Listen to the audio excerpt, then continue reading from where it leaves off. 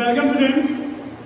बच्चों, आज हम लोग बात करेंगे जब किसी इलेक्ट्रिक डाइपोल को हम लोग एक यूनिफॉर्म इलेक्ट्रिक फील्ड में रखते हैं तो वो जो डाइपोल है वो अपने ऊपर टॉर्क एक्सपीरियंस करेगा और उस टॉर्क की वजह से ही जो डाइपोल है वो घूमेगा, रोटेट करेगा। और जब डाइपोल रोटेट करेगा तो वो अपना क्या चेंज करेगा? पोजीशन। और जब कोई सिस्टम, कोई बॉडी अपना पोजीशन चेंज करता है, ठीक है, तो उस सिस्टम पे जो किया गया वर्क डन होता है वो वर्क डन जो है वो एनर्जी के फॉर्म में स्टोर हो जाता है, जिसको बोलते हैं हम लोग पोटेंशियल एनर्जी। अब उसी तरीके से पहले हम लोग क्या करेंगे? डाइपोल को रोटेट कराएंगे with the help of torque. जब डाइपोल रोटेट कर जाएगा तो उसके बाद हम लोग क्या कैलकुलेट करेंगे?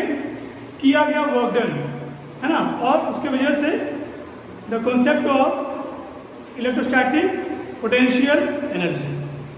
So let's start. तो बच्चों हम ये मानते हैं कि ये पॉजिटिव प्लेट, पॉजिटिव प्लेट और नेगेटिव प्लेट, ठीक है। इलेक्ट्रिक फील्ड लाइन्स आपको पता है, इलेक्ट्रिक फील्ड लाइन्स होता है वो पॉजिटिव से नेगेटिव जाता है। तो ये हो गया आपका इलेक्ट्रिक फील्ड। और इससे पहले की वीडियो में हम लोगों ने बात किया था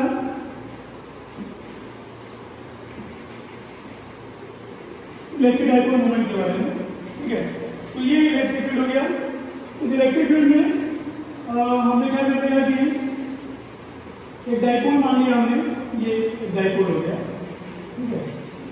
तो ये हो गया आपका -q और ये हो गया, सॉरी, ये हो गया आपका +q और ये हो गया -q।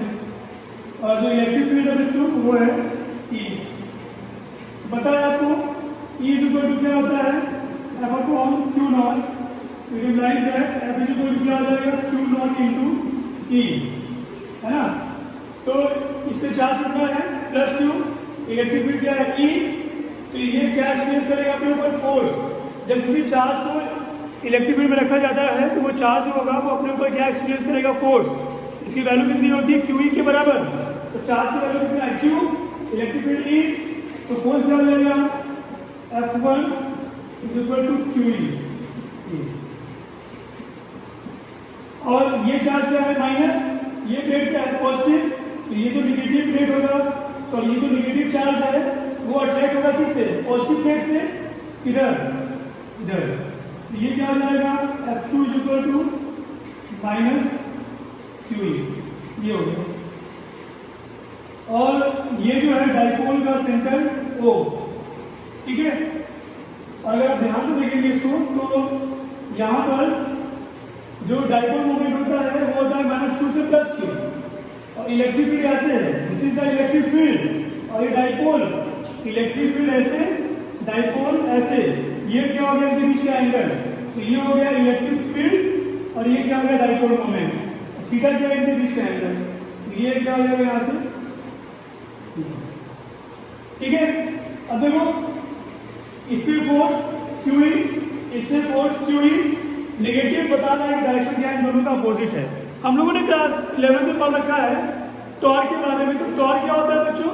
तो जब किसी सिस्टम पर, जब किसी बॉडी पर तो दो इक्वल और अपोजिट फोर्सेस इस तरीके से लगते हैं कि उनके बीच एक परपेंडिकुलर डिस्टेंस है, तो वो क्या बनाएंगे? फोर्स ऑफ कपल, जो क्या जनरेट करेगा? टॉर्क। तो समझेंगे इसको हम लोग। तो जैसे मान लीजिए कोई ब्लॉक है, इस ब्लॉक पे सपोज करो कोई ऐसे लगा रहा है फोर्स 10 न्यूटन का, ठीक है, और एक फोर्स ऐसे लग रहा है 10 न्यूटन का। दोनों क्या है? बराबर है। दोनों क्या है? अपोजिट है। तो इस पर नेट फोर्स कितना हो गया? 0। क्या ये कहीं मूव करेगा? नहीं मूव करेगा। कैसे? ये देखो, कोई इधर खींच रहा है 10 न्यूटन से, कोई इधर खींच रहा है 10 न्यूटन से, ये बॉडी मूव नहीं करेगा बिकॉज दोनों फोर्स अपोजिट हैं, साथ ही साथ एक ही लाइन पर है, इसलिए ये रोटेट नहीं करेगा, ना मूव करेगा। लेकिन अगर हम लोग एक फोर्स ऐसे लगाएं और एक फोर्स ऐसे लगाएं, एक नीचे और एक ऊपर, क्या करेगा? ये रोटेट कर जाएगा। बिकॉज की कहानी कुछ इस तरीके से होगी यार, एक फोर्स ऊपर लग रहा है 10 न्यूटन, एक नीचे लग रहा है कितना 10 न्यूटन, दोनों 10 न्यूटन है। अभी भी जो नेट फोर्स है वो क्या 0 है, लेकिन अब ये रोटेट कर जाएगा, क्यों? बिकॉज इनके बीच ये क्या है परपेंडिकुलर डिस्टेंस है। तो जब किसी सिस्टम पर दो इक्वल और अपोजिट फोर्सेस इस तरीके से काम करते हैं कि उनके बीच एक परपेंडिकुलर डिस्टेंस होता है, तो वो क्या जनरेट करेंगे, वो फोर्स ऑफ कपल, जो क्या बनाएगा टॉर्क। ठीक है, तो अगर आप देख पाए इसको, तो यहां से देखिए जरा ध्यान से आप, इसमें फोर्स QE, इसमें फोर्स QE, ठीक है, ये राइट ये लेफ्ट, दोनों क्या है, दोनों बराबर हैं लेकिन अपोजिट हैं, इसलिए वो क्या बनाएंगे। अच्छा, एक और खास बात क्या है, यहां से हम लोग परपेंडिकुलर ड्रॉ कर देंगे,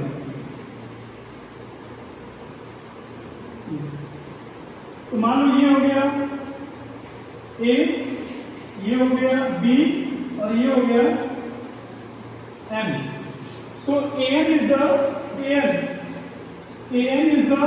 perpendicular distance between these two forces, ये और ये।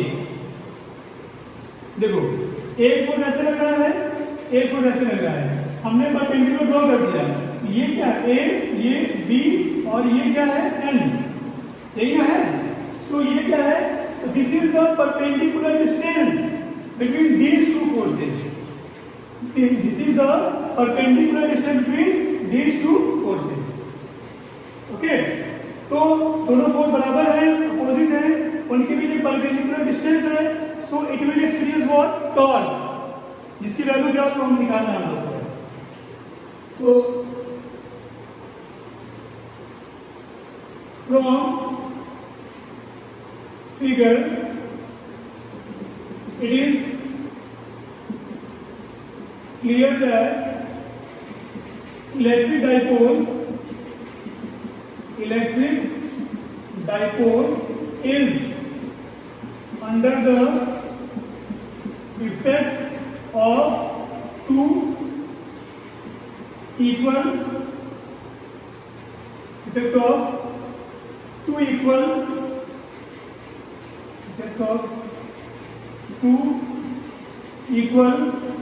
but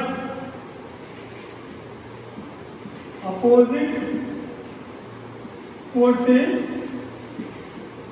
having perpendicular distance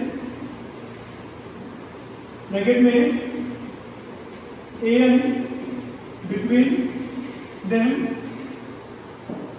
so it will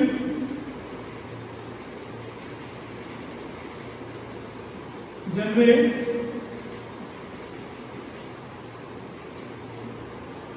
force of couple and thus experience torque,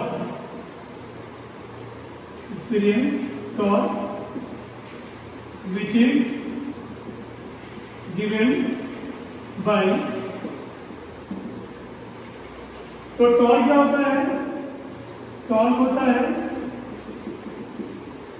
either force into perpendicular distance, ये हो जाएगा। हमने क्या लिया, डायग्राम से क्लियर है बच्चों की, जो इलेक्ट्रिक डाइपोल है वो under the effect of two forces हैं, QE और QE बराबर है, अपोजिट है, और उनके बीच परपेंडिकुलर डिस्टेंस का AN है। तो जब किसी सिस्टम पे दो इक्वल और अपोजिट फोर्सेज इस तरीके से काम करते हैं कि उनके बीच एक परपेंडिकुलर डिस्टेंस होता है, तो वो क्या जनरेट करेंगे, फोर्स ऑफ कपल, जिससे क्या एक्सपीरियंस करेंगे, वो टॉर्क। और टॉर्क क्या होता है, आइदर फोर्स, दोनों में से कोई एक फोर्स, ये दोनों तो आपस में बराबर ही है, और उनके बीच परपेंडिकुलर डिस्टेंस, वो है क्या यहाँ पर AN।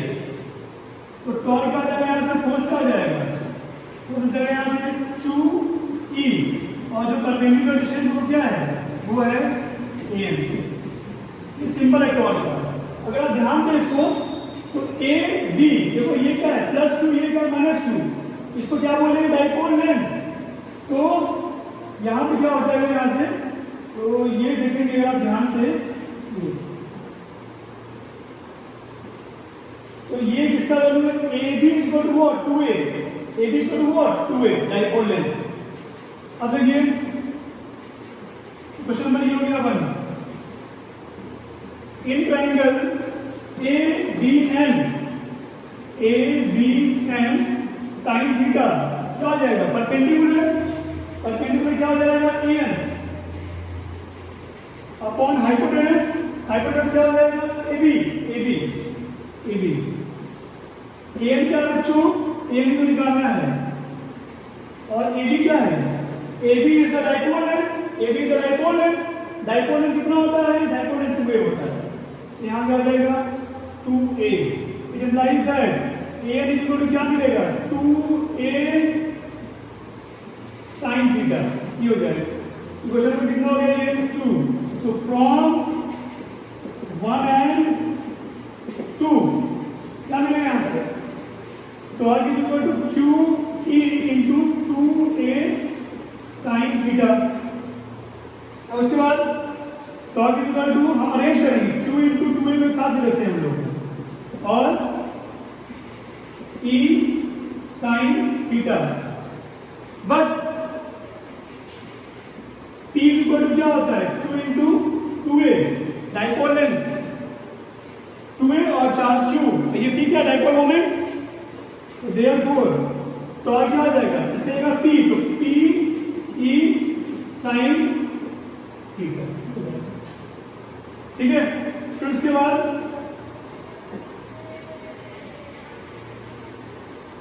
ऑल्सो टॉर्क क्या हो जाएगा? Mod of vector P cross vector P। जैसे आपने पढ़ा होगा 11th में, mod of vector A cross vector B क्या होता है? AB sine theta. इस तरीके से AB sine theta. So torque is equal to mod vector P cross vector E। और वेक्टर फॉर्म में क्या हो जाएगा? इन वेक्टर फॉर्म क्या मिलेगा हम लोग को यहाँ से? Torque vector is equal to vector P cross vector E। It means कि कोई अगर इलेक्ट्रिक डाइपोल है जिसका डाइपोल मोमेंट P है और वो एक यूनिफॉर्म इलेक्ट्रिक फील्ड में रखा गया है इस तरीके से कि डाइपोल मोमेंट और इलेक्ट्रिक फील्ड के बीच का जो एंगल है अगर वो थीटा है तो टॉर्क की वैल्यू कितनी हो जाएगी? P sin थीटा के बराबर। या torque is equal to mod vector P cross vector E, या वेक्टर फॉर्म में क्या बनेगा? Vector P cross vector E। ठीक है। इस टॉर्क की वजह से ये डाइपोल क्या करेगा? रोटेट करेगा। तो अब इसके बाद हम लोग जो पढ़ेंगे नेक्स्ट टॉपिक वो पढ़ेंगे हम लोग work done in rotating electric dipole. ठीक है। And the concept of electrostatic potential energy.